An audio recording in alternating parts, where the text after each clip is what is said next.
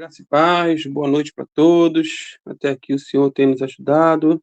Eu quero dar continuidade ao nosso estudo, né? Estamos aí na angelologia, né? Estudo acerca dos anjos, anjos bons, anjos maus, já há mais de alguns meses, né? As últimas mensagens falamos bastante sobre os nomes do inimigo, nomes que a Bíblia dá, não que a religião cita, Umbanda, Candomblé, Macumba, assim por diante, mas o que a Bíblia cita acerca do nosso inimigo, do diabo, Satanás, dragão e tantos nomes que temos estudado até aqui, né, dando aí detalhes de alguns significados. E como foi prometido na semana passada, né, paramos aí em Efésios 6, versículo 10 a 18, é um texto muito importante, fala sobre batalha espiritual, fala sobre a luta que é real. Eu vou estar lendo esse texto, é um texto longo, 18 versículos, mas é necessário para nossas vidas. Diz assim a palavra de Deus, Efésios 6, 10 a 18, finalmente, fortalecei-vos no Senhor e na força do seu poder. Revesti-vos de toda a armadura de Deus, para que possais permanecer firmes contra as ciladas do diabo. Pois não é contra pessoas de carne e sangue que temos de lutar, mas sim contra os principados e potestades, contra os príncipes deste mundo de trevas, contra os exércitos espirituais da maldade nas regiões celestiais. Por isso, tomai toda a armadura de Deus, para que possais resistir no dia mau, e havendo feito tudo, permanecer firmes. Portanto, permanecei firmes, trazendo em volta da cintura a verdade e vestindo a couraça da justiça, calçando os pés com a disposição para o evangelho da paz, e usando principalmente o escudo da fé, com o qual podereis apagar todos os dardos em chamas ou dardos inflamados do maligno. Tomai também o capacete da salvação e a espada do Espírito, que é a palavra de Deus, com toda oração e súplica, orando em todo o tempo no Espírito, e para isso mesmo, vigiando com toda perseverança e súplica por todos os santos. Amém. Esse texto em si já é uma mensagem, queridos, e mostra claramente que a vida cristã não é um parque de diversões. Esse texto traz para nós essa visão de que a vida cristã é um campo de batalhas e não um parque de diversões. Todos nós, penso eu, sabemos bem dessa realidade. Convivemos, sentimos na pele que a luta é real. Os inimigos que enfrentamos no dia a dia, queridos, eles são terríveis, são numerosos, né? Temos basicamente três, né? Só que um é acompanhado por milhares. E esses três inimigos, como bem sabemos, é o mundo, a carne e o diabo.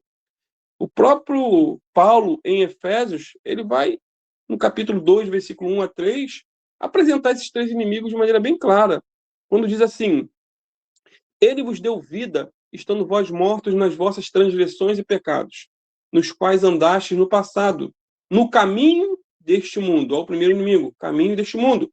Segundo o príncipe do poderio do ar, do espírito que agora age nos filhos da perdição. Aqui é o diabo.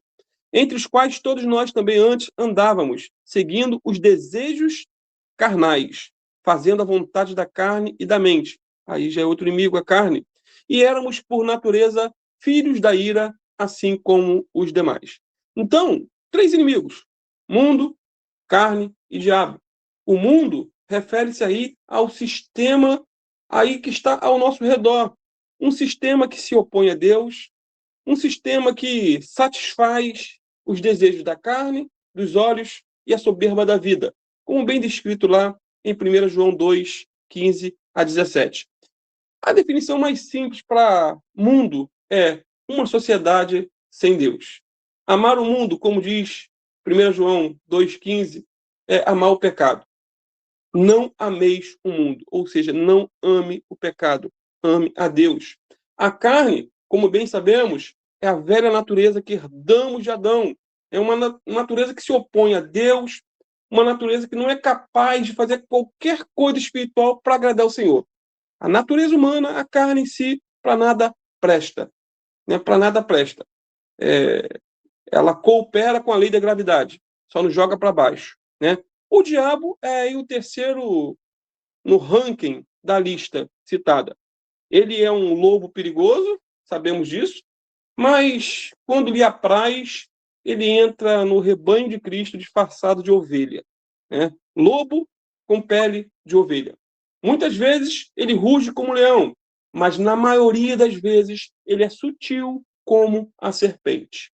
Queridos, não tem como negar que esse inimigo ele é forte, né? E um dos problemas maiores da igreja atualmente é subestimar o inimigo, dar alguns adjetivos para ele, como cão desdentado, né? Um leão morto e assim por diante. Mas a Bíblia não apresenta o diabo nessa perspectiva. Ele é um inimigo forte. Ele é velho de guerra. Ele já derrotou milhares ao longo dos séculos e ao longo dos milênios. É também verdade, queridos, que os principados e as potestades são fortes, sim, ou seja, os seus asseclas, mas o poder de Deus é mais forte que todos. Isso porque, queridos, foi o poder de Deus que ressuscitou Jesus Cristo dentre os mortos e entronizou nas regiões celestiais e que nos ressuscitou da morte espiritual e nos fez assentar com Cristo. Esse foi o poder de Deus operando nas nossas vidas e na ressurreição do eterno Filho de Deus.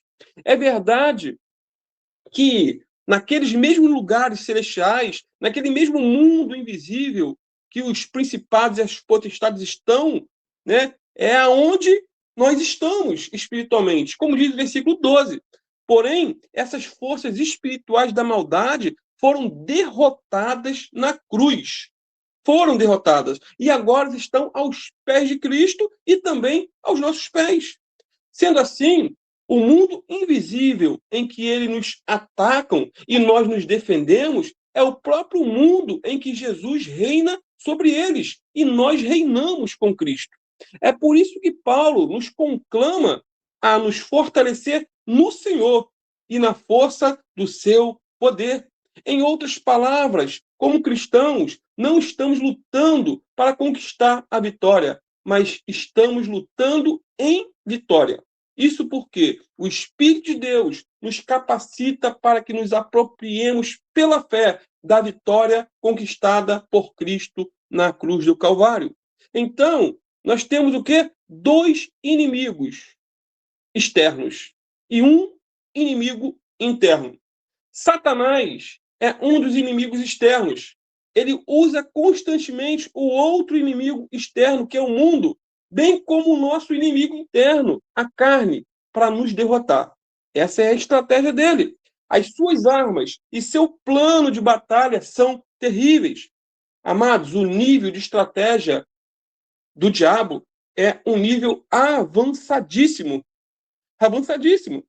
Voltando então ao inimigo número 3, o diabo, podemos ver que seu reino ele é organizado. Não é bagunça, é organizado. Ele usa de estratégias, ele tem seus comandos, porém ele não é onisciente, ele não é onipotente e muito menos onipresente. E também não é eterno. Ou seja, seu conhecimento, poder e presença são limitados, pois só o Deus da Bíblia é todo-poderoso, conhece tudo e está em todas as partes ao mesmo tempo. Então, surge uma pergunta: como o diabo consegue operar de modo tão eficaz em tantas partes distintas ao redor do mundo? Como que ele consegue, se ele não é onipresente? Queridos, ele faz isso por meio de uma rede organizada de capangas, que a Bíblia chama de espíritos malignos ou demônios. Paulo fala no texto que lemos de principados, potestades, príncipes deste mundo de trevas e exércitos espirituais do mal. Não sabemos, né, exatamente se principados, potestades, príncipes e exércitos aqui nesse texto se referem a diferentes categorias na hierarquia do inferno. Não sabemos em detalhes, mas esses títulos chamam a nossa atenção em relação ao poder e à autoridade que esses espíritos exercem. A ideia que temos ao ler esse texto é que existe uma cadeia de comando.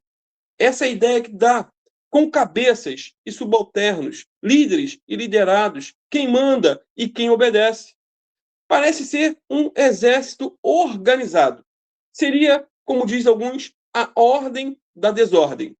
Queridos, o diabo não é tolo a ponto de não ser organizado. O diabo e seus demônios rodeiam a terra e passeiam por ela. Eles investigam a nossa vida. Eles buscam uma oportunidade para nos atacar.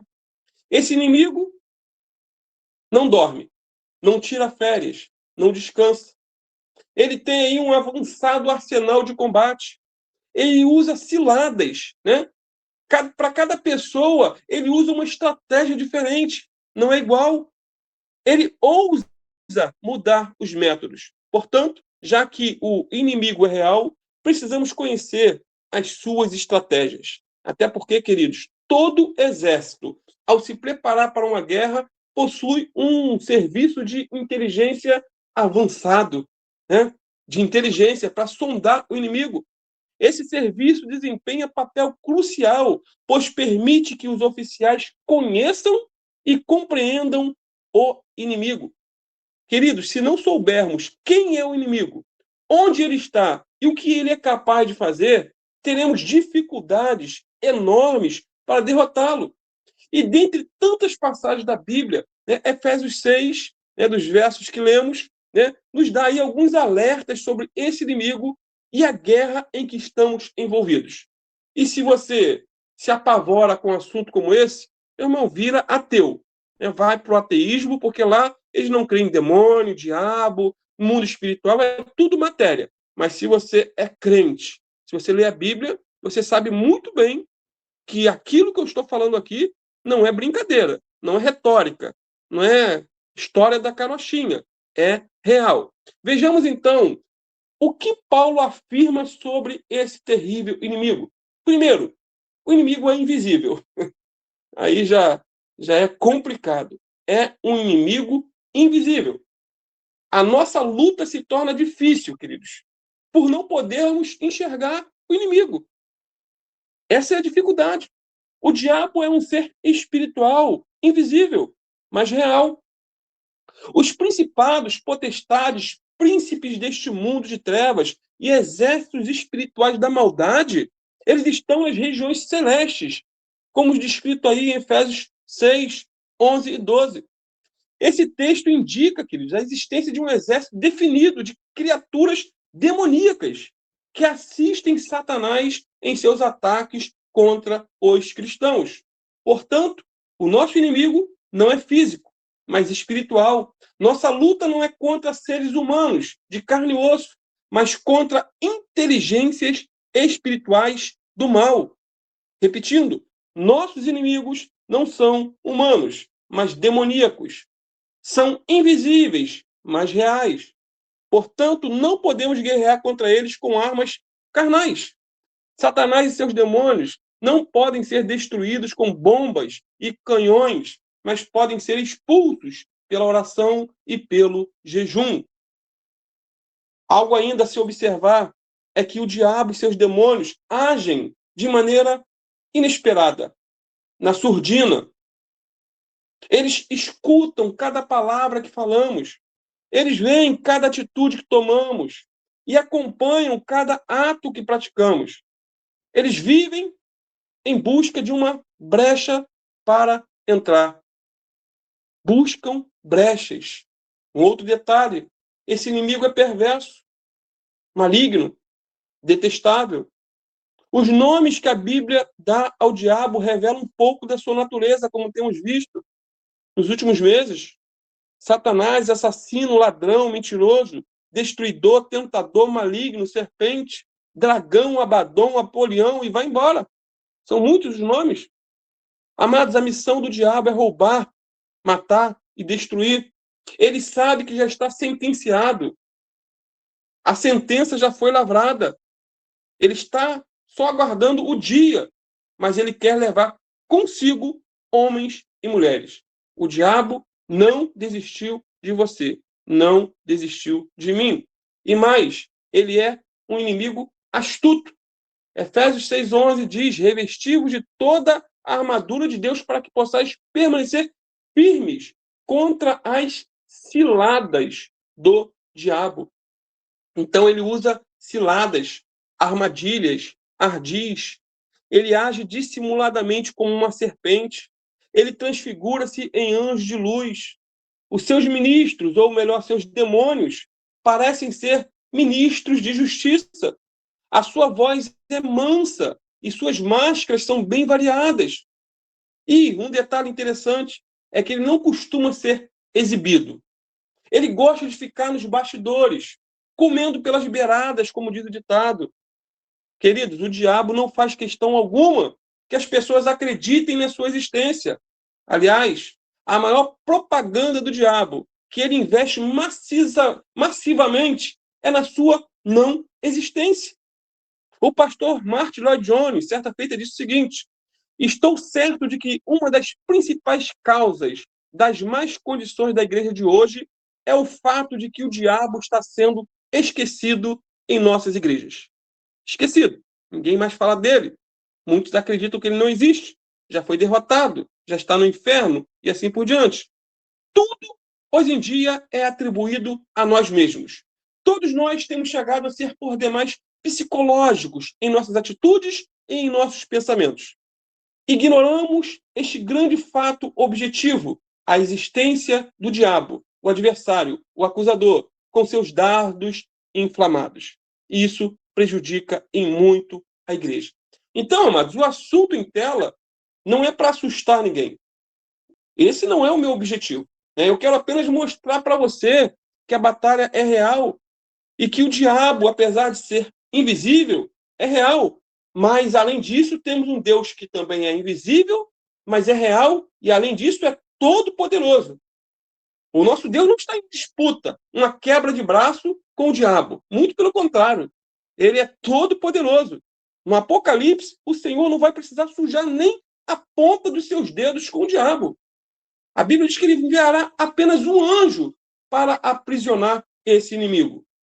Então, não é para apavorar, mas para te preparar, para que você ore mais, para que você se fortaleça no Senhor e na força do seu poder. Concluindo, é interessante notar 2 mandamentos aí nos versículos 10 e 11. Muito interessante. Nos versos 10 está escrito: sede fortalecidos no Senhor e na força do seu poder. Já no verso 11 diz: revesti-vos de toda a armadura de Deus, para poderes ficar firmes contra as ciladas do diabo. Esses 2 mandamentos são exemplos do ensino equilibrado das Escrituras. Um equilíbrio bíblico lindo. Alguns cristãos são autoconfiantes. Eles imaginam que podem defender-se sozinhos, né? Sem a força e sem a armadura do Senhor. Outros estão tão desconfiados de si mesmos que imaginam que nada tem poder, nada em si eles podem fazer para contribuir, para ter vitória nessa guerra espiritual. Só que os dois estão enganados, os dois extremos.